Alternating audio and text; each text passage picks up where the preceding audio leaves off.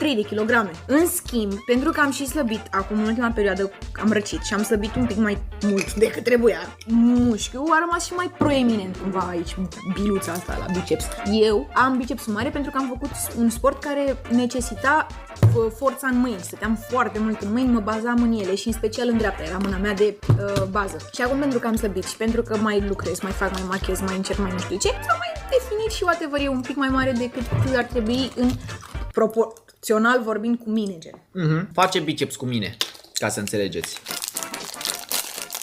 Aici avem un chocopai, vrei să gustăm amândoi? Ăsta îmi place de nu mai pot. Deci ăsta e un chocopai cu green tea. Iertați-mă, am uitat să vi-l arăt, sunt tâmpit eu. Uite, e green tea chocopai, nu știu dacă e japonez, dacă e K-pop, dacă d-alea.